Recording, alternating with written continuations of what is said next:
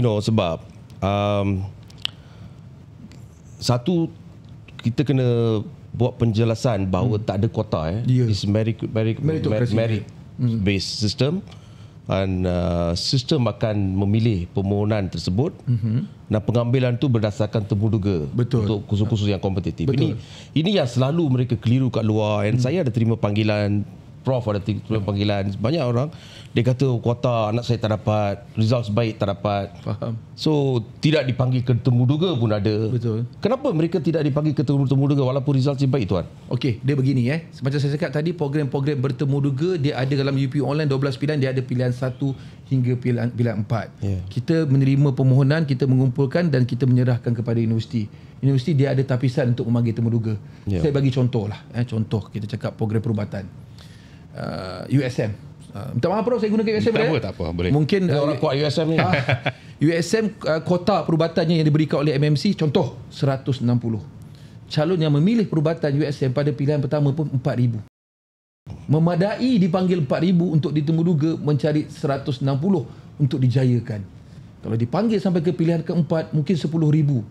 Jadi tempoh masa temuduganya akan jadi panjang. Dan jika ditemuduga pilihan ketiga keempat tu, bukan saya kata tak dapat, tidak. Macam saya cakap, tidak. Jika calon pilihan keempat tu datang temuduga, kebarangkalian untuk dia dapat USM sebagai contoh perubatan USM pun tipis. Sebab sistem kami akan tengok pilihan pertama dia tadi dulu. Sebab lalu universiti kita bagikan kebebasan kepada universiti untuk menentukan calon-calon untuk dipanggil temuduga. Pasti mereka ada kriteria. Kan nak shortlistnya bagaimana. Samalah sebenarnya saya selalu cakap dengan ibu bapa, guru-guru, kaunselor dan adik-adik ni, proses temuduga untuk sambung belajar ni sebenarnya dia mendedahkan juga proses temuduga di alam pekerjaan nanti. Maknanya sebagai majikan pun mempunyai autoriti untuk membuat orang kata apa, senarai pendek, rubrik ataupun kriteria temuduga mereka ada. Yang itu kita berikan kuasa universiti. Biasanya apa kandungan temuduga tu, tuan? Banyak. Antaranya sebagai contoh, dia akan tengok sudah pasti kemahiran berkomunikasi, kan, kemahiran berfikir, apa dia panggil ni, Allahu Akbar, menjawab soalan, kan, bagaimana respon kepada pertanyaan, critical thinking, banyak. Kalau yang bersifat bakat, sebagai contoh seni lukis dan seni reka, landscape architecture, sudah pasti salah satu kriteria penting adalah bakat dia melukis. Sains sukan sudah pasti kena fit macam Prof Siva. Kena melalui ujian 2.4 km 12 minit, tekan tubi apa semua tu. Jadi mengikut bidang-bidangnya. Muzik, seni persembahan, sudah pasti muzik boleh main instrumen. Ini boleh main? Boleh menyanyi. Betul lah, betul jadi itulah antara kriteria. Kalau saya boleh kongsi lah, antara yang saya tahu, contoh nak jadi doktor pergigian, kan, antara yang kita rasa macam ini kaedah temuduga, kan, calon perlu memegang satu sabun mandi jenama yang tak perlu diberitahu, akan promosi pula, kan. Perlu mengukir sabun itu. Ingin melihat, sebab kita faham gigi ni melibatkan ruang yang sangat kecil. Itu bukan penentu, tapi itu antara kriteria yang dilihat lah. Mengukir sabun itu menggunakan pisau kecil, bagaimana kehalusan atau kelembutan. Kalau calon ni jenis yang tangan bergetar, kita risau sabun buku tu akan jadi sabun serbuk.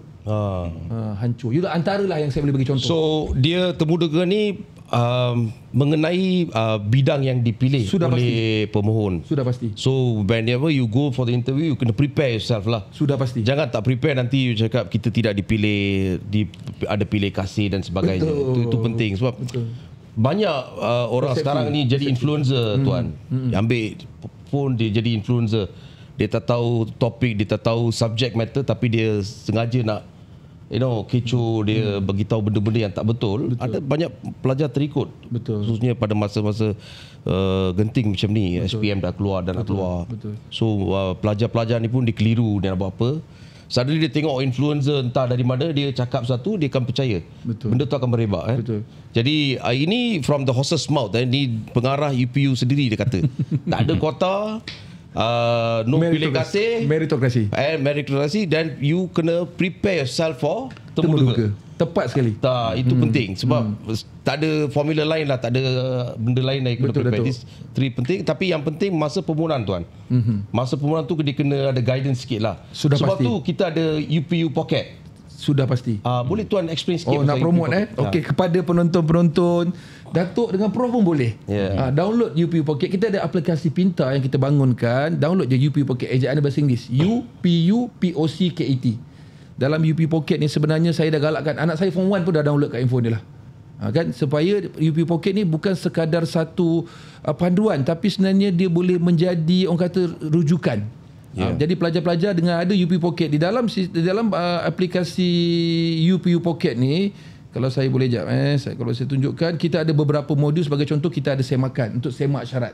Contoh, anak saya di form 1 sekarang ni, kalau tanya dia, bulan ni saya tanya cita-cita dia lain Prof, bulan depan lain, lepas raya dia dah jumpa sepupu jadi lain dah. Tak apa, saya cakap, saya tak paksa. Contoh, kalau dia kata dia minat kepada kejuruteraan, jadi daripada sekarang saya dah minta dia tengok, kalau you nak jadi kejuruteraan, you tengok syarat kejuruteraan. Contoh di USM, you nak jadi kejuruteraan di USM, syarat dia bagaimana? Kena SPM kurang-kurang 5 kredit, BM sejarah sudah pasti. Contoh, bahasa Inggeris nak kredit, matematik nak kredit, lepas tu rupanya kena ada MAT dengan fizik. Jadi daripada situ dia dah mencorak minat dia ke bidang STEM. Dia dah tahu dah kena skor subjek ni. Ada calon-calon yang saya jumpa di program-program promosi kami, kita tanya nak jadi apa? Nak jadi doktor. Adik kelas sains ke? Tak, saya kelas sastra. Mana dia tak tahu pun nak menjadi doktor, kena ada subjek-subjek begitulah. Biologi sudah pasti, kimia, matematik tambahan, dia tak tahu. Jadi dengan adanya di sini juga ada e-panduan, kita ada calculator merit. Datuk, kita maknanya kita tak hide. Semua kita transparent. Maknanya calculator merit, pelajar daripada form 1 dia boleh kira kalau subjek-subjek ni dia dapat A, berapa merit dia, B berapa merit dia. Jadi dia boleh tengok. Dan di dalam sistem ni juga nanti dia akan nampak dalam UP Online kita, untuk makluman Datuk dan Prof, di dalam UP Online tu kita paparkan purata merit di setiap program tu. Purata merit ni adalah trend ataupun sejarah 2 tahun ke belakang. Contoh, program perakaunan di UUM, purata merit 2 tahun adalah 90%. Jadi calon-calon ni yang menduduki SPM dia akan kira, dengan result trial dia 85%. Jadi menjadi guidance panduan sesuai kat tak minta UUM ni. Lepas tu dia tengok lagi, Politeknik pun ada diploma perakaunan, purata merit 80%. Bukan saya nak membanding-bandingkan, tapi itulah mungkin kelompok yang memohon di satu universiti tu, kelompok-kelompok yang mungkin result dia tinggi. Jadi kelompok itulah yang berjaya di satu universiti, jadi itu purata meritnya. Jadi Datuk, saya sangat mempromosikan percuma saja. Jadi semua baik, bukan jangan minta calon saja atau pelajar, ibu bapa, adik beradik, kaum keluarga boleh sama-sama. Tapi mengenai aplikasi ni, dia peringkat sekolah dia dah ada kesedaran kan? Dah. Dalam program-program outreach kami, signature program KPT, Jom Masuk You, kita juga turut menyertai program-program di peringkat KPM, Carnival Sukses, Carnival Pendidikan, Carnival Matrikulasi. Memang itulah benda pertama kalau saya bercakap, saya pegang handphone. Adik-adik ada handphone tak, tapi biasanya susah sebab yang saya buat kat sekolah dia tak boleh bawa handphone.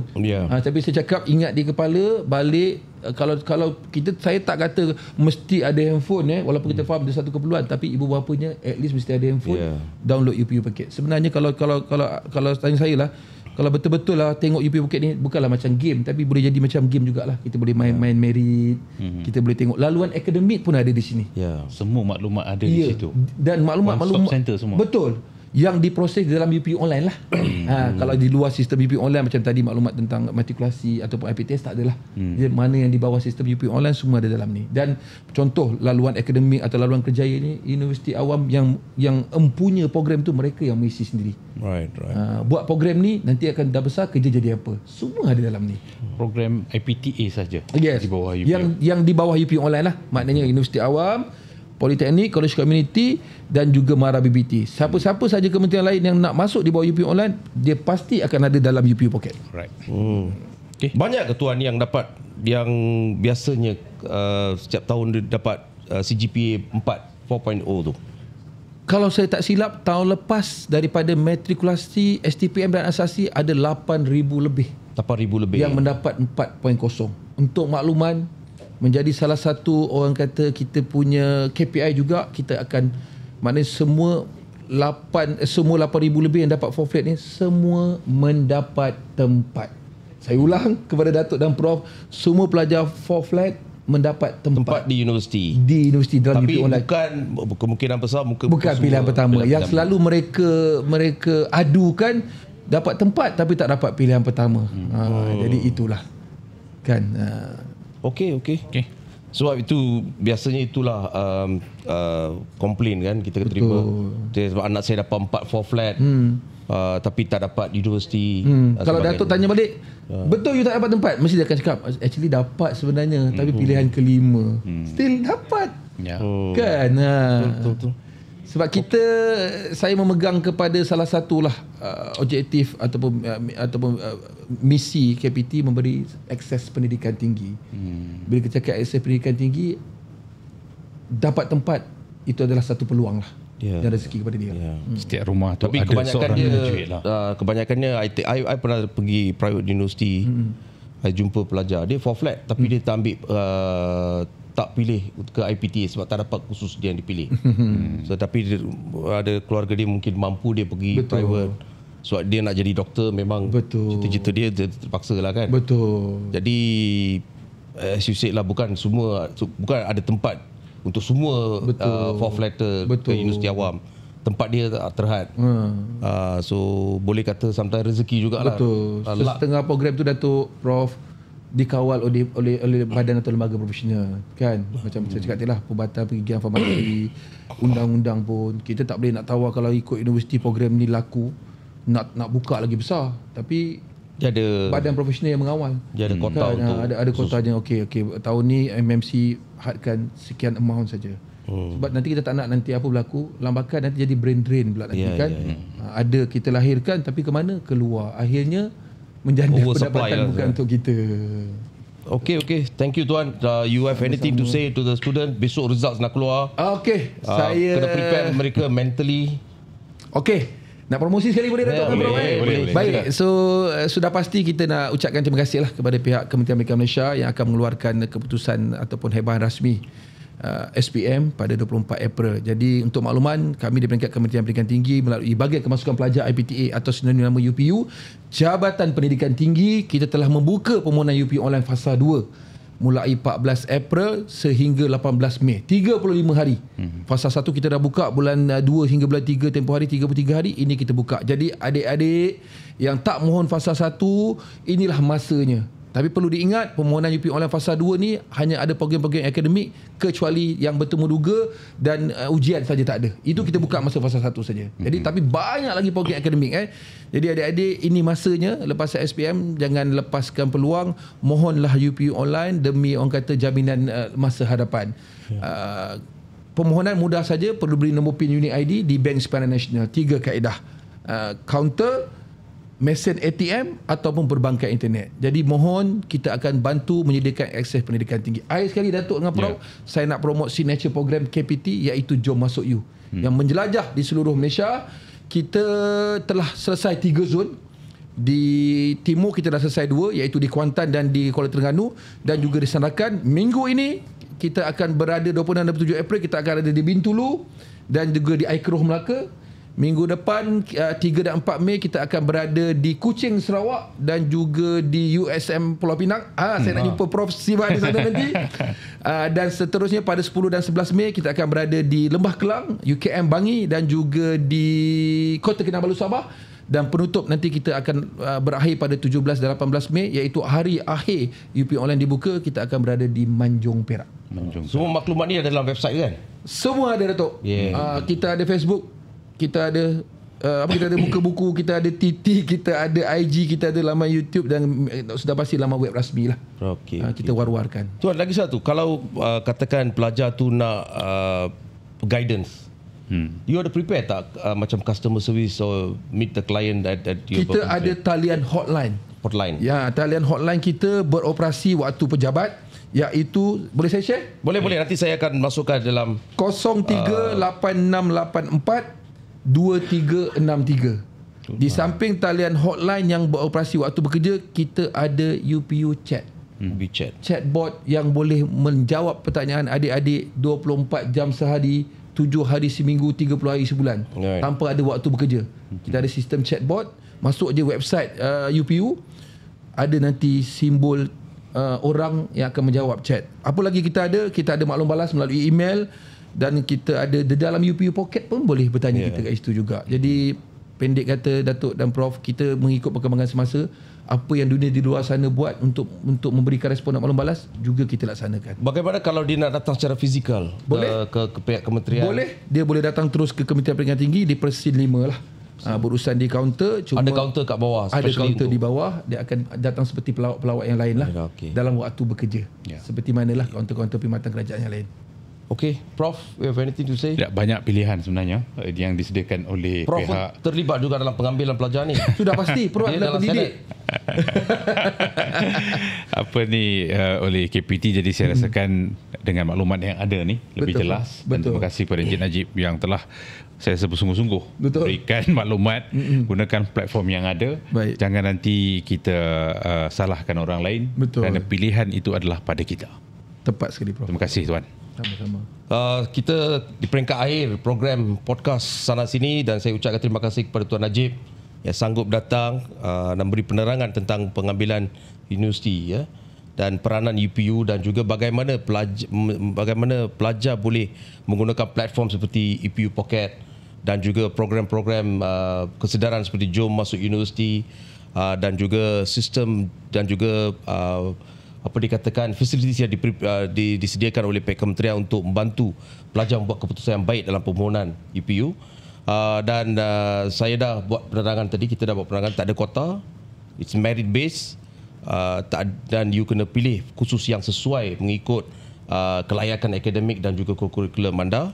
Dan pada masa yang sama, jangan dengar cakap orang yang tak tahu pasal sistem ini from the horse's mouth, dari pengarah UPU sendiri. Dia kata itu yang penting. Jangan kita terikut-ikut orang. Sekarang ada banyak pakar sekarang, especially pada masa-masa ni. Betul. Dia orang nak jual produk mereka, mereka jadi pakar. Betul. Dan dia salah tunjuk jalan pada pelajar kita. So itu kita nak elakkan. Dan kita bertuah, Prof, kerana Sana Sini ini merupakan media podcast yang pertama Tuan Najib datang dan beri penerangan. Terima kasih Datuk dan Prof. Maka secara tidak rasminya boleh menjadi ejen kesedaran juga. Boleh. Kita sampaikanlah maklumat ini. Benda yang baik kita kongsikan. Terima kasih. So sebelum tu saya mohon kepada penonton sila like, share dan subscribe podcast kami, dan sehingga kita jumpa di episod yang akan datang. Thank you.